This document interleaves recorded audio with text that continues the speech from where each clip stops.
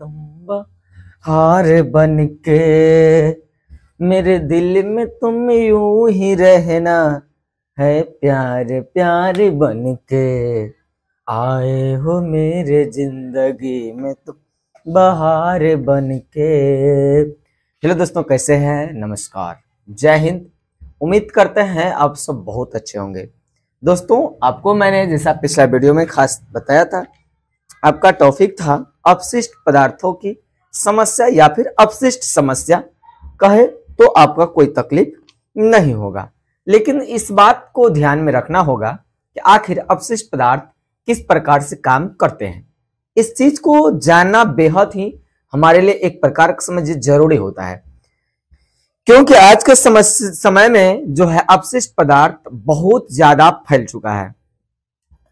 अभी वर्तमान सरकारें अगर देखा जाए दिल्ली की, तो इस पर ध्यान आकृष्ट कर रही है। पहले वाले सरकार भी कर रहे हैं कि दिल्ली में कूड़ा का पहाड़ है, कूड़ा का पहाड़ है, हम निपटारा कर देंगे। तो ये एजेंडा एक हर तरह उसी प्रकार और कई सारे ऐसे राज्यों में भी फैल चुका है।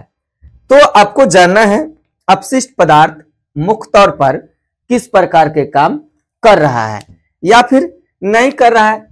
अपशिष्ट पदार्थ कहीं ना कहीं आपके जानोजहन में आग लगाने का काम कर रहा है। क्या कर रहा है? आपको आग लगाने का काम कर रहा है।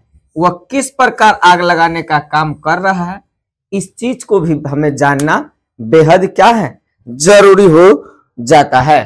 क्योंकि अगर हम इस चीज को नहीं जान पाए, नहीं समझ पाए, तो हमारे लिए फिर एक प्रकार का घातक साबित हो सकता है। इसलिए इस चीज को रोकना बेहद कठिन है।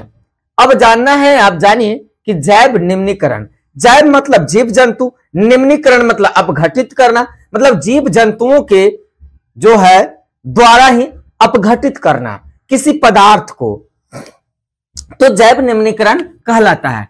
ऐसे पदार्थ जो सूक्ष्म जीवों, जैसे सूक्ष्म जीव हो गया, प्रोटोजोआ हो गया, कवक हो गया, शैवाल हो गया, कीट पतंग हो गया, सूक्ष्म जीवों जैसे जीवाणु, कीट एवं कवक की क्रिया के द्वारा क्या क्या होता है, क्रिया के द्वारा सरल अवयवों में तोड़े जा सकते हैं, जैव निम्नीकरण कहलाता है।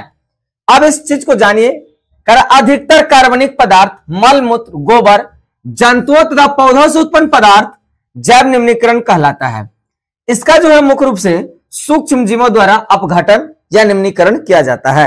अब आप जानते हैं जानवर का मलमूत्र, पेशाब, गाय का मूत्र बिकता है, गौमूत्र, गौ अर्क, पेशाब बिकता है यार जानवर का, गौ का गोबर बिकता है, जानवर का गोबर बिकता है, खेतों में डलाता है, खेती होती है, खाद का रूप होता है, सहार बनता है। तो इसका कहीं ना कहीं केचुआ के द्वारा, केचुआ हुआ कीट पतंग, जीवाणु के द्वारा अपघटित करके उसको हम लोग क्या करते हैं, एक कंपोस्ट जैसे खाद तैयार करते हैं। जब और खेतों पर डलाता है, तो खेतों पर डलाने से क्या होगा कि ढेर सारे लाभ देखने को मिलता है। तो लाभ कैसे देखने को मिलता है, इसके लिए ज्यादा बात करने की जरूरत नहीं है। खेत में डला काम करना शुरू कर देगा और खेत में खराबी भी नहीं करता है। इसलिए देखे होंगे किसान भाई लोग गोबर जरूर खेत में डालते हैं। तो गोबर ऐसा नहीं कि इतना ना गोबर डाल दे खराब पे हो जाए, नहीं, अपघटित किया हुआ गोबर, जैसे फल फूल के छिलके, पेड़ पौधे के पत्तियां, साग सब्जी जो सड़गल पच गया है या बासी है, बना के फेंका जाना, तो जला जाता है खेतों में। तो सहार के रूप में खेतों में आ गया, तो कहीं ना कहीं एक अच्छा खासा काम करता है। अब आता है आपका अजैव। अजैव मतलब बिना जीव जंतु के, जीव जंतु का कोई लेना देना नहीं है, वो खुद होगा नहीं होगा, यह काम आता है अजैव में। तो कह रहा ऐसे पदार्थ जिनको सूक्ष्म जीवों द्वारा अपघटित नहीं कर पाते हैं, मतलब इसको ना सूक्ष्म जीव चाहिए, ना कीटाणु चाहिए, ना कवक चाहिए, इसको कुछ नहीं चाहिए, इसको अपघटन होता ही नहीं है। एक के दो काम है, फेंक दीजिए, जला दीजिए, सड़े उड़े वाला नहीं है। तो क्या होता है, यह अजैव पदार्थ कहलाता है। वर्तमान समय में ऐसे पदार्थ का अंबार बढ़ता चला जा रहा है। पॉल्यूशन की दुनिया को देखा जाए तो हमारा हाजीपुर और बिहार का जो राजधानी पटना है, यह भी काफी प्रदूषणमय क्षेत्र है। दिल्ली के बाद पटना पटना से ज्यादा पॉल्यूशन हाजीपुर का है। क्या है? पटना से ज्यादा पॉल्यूशन हाजीपुर का है। तो कहने का मतलब कहीं ना कहीं, जबकि पटना से बहुत कम इंडस्ट्री एरिया हाजीपुर है, लेकिन फिर भी हाजीपुर में पॉल्यूशन ज्यादा है। ये अजैब है। ये क्या करता है? हमारे फेफड़ा को नुकसान पहुंचाता है, श्वसन तंत्रिका तंत्र में क्या करता है? नुकसान पहुंचाता है। अभी के दुनिया में ऐसे इतने पदार्थ फैल चुके हैं कि इसको रोक पाना थोड़ा कठिन हो रहा है। अपशिष्ट पदार्थ जो है जब जमा होगा तो तरह तरह के बीमारियों को जन्म देते हैं, सूक्ष्म जीव बढ़ते हैं और फैलते हैं। इसके तरह तरह की बीमारियां फैलती है। ये जल तथा मृदा को भी क्या करता है? दूषित करता है। जल हो, पानी हो, भोजन को भी दूषित करता है। और जैव भू रक्षण चक्रों को क्या करता है? बाधित करता है। जो जैव भू रक्षण तंत्र है यह ठीक ठाक से नहीं हो पाता है। उसके बाद खेतों में हम लोग कीटनाशक दवाइयां डालते हैं, रसायन का प्रयोग करते हैं, जिससे क्या होता है? आहार श्रृंखला के माध्यम से पौधों द्वारा अवशोषित होता है। और पौधों में मतलब साग सब्जी में, तो फिर साग सब्जी को हम लोग ग्रहण करते, तो हम लोग में भी वो क्या करता है? नुकसान पहुंचाता है। और ये हमारा शरीर को क्या करता है मालूम है आपको? वह अवयवों या उत्तकों को क्या करता है? संचित रहने से रोक देता है। और जैसे अस्थमा, अंग्रेज जब आए थे तो लोगों को मूर्ख बनाया। उस समझ गया कि भारत के लोग उतना होशियार है ना, ऐसा ही उसमें हम लोग ज्यादा होशियार नहीं थे। एल्युमिनियम का बर्तन देना शुरू किया लोगों को, टिकाऊ और अच्छा देखने में, बड़ा चमक दमक रमक, कहा कि भाई ले लो पकड़ो, पकड़ा दिया। और वही कारण है कि आज के समय में एल्युमिनियम के बर्तनों में भोजन पकने कारण से हमारे शरीर में विटामिन B12 की कमी हो गया है। क्या हो गया है? विटामिन B12 की कमी हो गया है। और विटामिन B12 की पूर्ति कैसे होता है? तो सर मीट मछली खाने, नहीं, ऐसा कोई बात नहीं है। वो जो है पूर्ति वैसे नहीं। जानवर को कहां से पूर्ति होता है? तो जानवर की पूर्ति होता है घास फूस से चरने से। तब सर जी हम लोग भी घास फूस चरे नहीं, मिट्टी वाला भोजन में बर्तन जो होता है उस पर भोजन पकाइए, मिट्टी वाला बर्तन में दही जमाइए तब खाइए। क्योंकि जो जानवर जो घास ग्रहण करते हैं, घास के साथ साथ थोड़ा थोड़ा मिट्टी भी चिपक्का वाला खा लेते हैं, तो इससे जानवर में विटामिन B12 की प्राप्ति होता है। हम लोग तो वैसे करेंगे नहीं, हम लोग को इसको बदलना पड़ेगा। जब बदल देंगे तो वही मिट्टी वाला बर्तन, स्टील का बर्तन का प्रयोग करेंगे, तब जाकर के कहीं क्या होगा? अच्छा दिखेगा, अच्छा भी होगा। तो एल्युमिनियम को हटा देना पड़ेगा ना, ये बात सही कहे। अब आता है परितंत्र और इसके संगठन। अब परितंत्र क्या है? कहेगा भाई परितंत्र सर जी कुछ कुछ पढ़ाते हैं। परितंत्र जो है एक व्यापक शब्द है।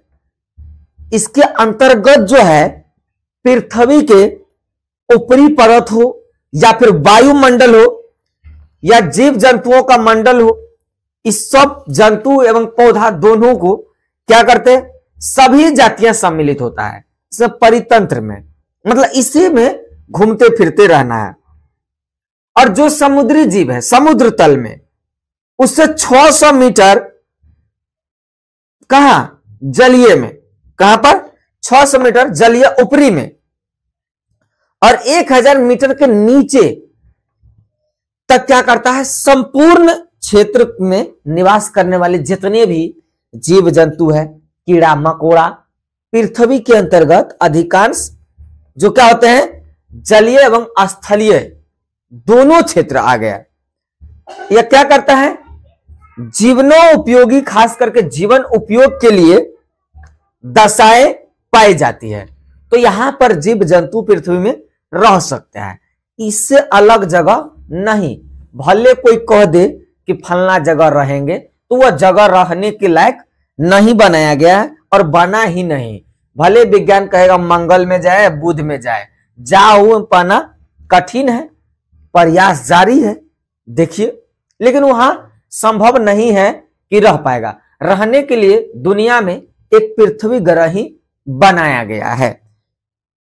और ऐसे सभी क्षेत्र जितने हैं सबको हम लोग क्या करते हैं, जीवधारियों की उत्पत्ति के लिए ही एवं लालन पालन पोषण के लिए सम्मिलित रूप से किया गया है। तो यही जीव मंडल होता है। क्या होता है? जीव मंडल होता है।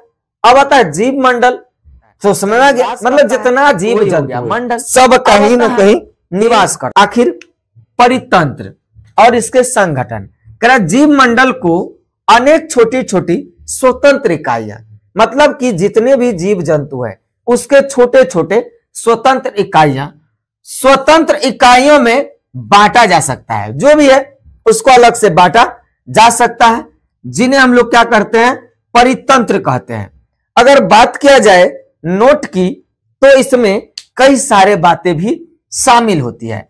जैसे अगर देखा जाए कि किस प्रकार काम करता है हमारा नोट ना, जीव मंडल की वह इकाई, जीव मंडल की वह इकाई, यही मतलब पृथ्वी तो ही जीव मंडल है भाई, पृथ्वी ही किया है जीव मंडल है। वह इकाई है जिसके अंतर्गत क्या करते हैं, विभिन्न प्रकार के सूक्ष्म जीवों या फिर जंतु तथा पौधे, भौतिक कारक में देखा जाए जल, मिट्टी, वायु, अन्य भी, इस सब क्या करते हैं, इसी में निहित होते हैं। और निहित होने पर क्या होते हैं, इस सब संपर्क में आ जाते हैं, और जब संपर्क में आ जाते हैं तो परस्पर अंतःक्रिया करते हैं, मतलब इसके अंदर में रह करके भी एक दूसरे से काम लेने का काम करते हैं। तो ये हो गया आपका परितंत्र और इसके संगठन।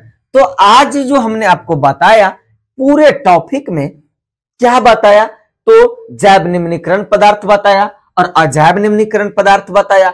यही नहीं, परितंत्र और इसके संगठन को मैंने चर्चा किया, तो आपको समझ में आ ही गया होगा। क्योंकि भाई इस सब नहीं समझिएगा तो आपको परीक्षा में मजा नहीं आएगा। इस समझना बहुत जरूरी है। 10 तारीख से परीक्षा आप लोग का स्टार्ट हो रहा है, 9वां क्लास वाला 10वां क्लास के लिए और 11वां क्लास को 12वां क्लास के लिए। तो हम आप लोग को जरूर कोशिश करेंगे, कुछ क्वेश्चन आपको हम बताएंगे और वो क्वेश्चन आएगा ही, नहीं जाएगा कहीं, सब न पता है हमको।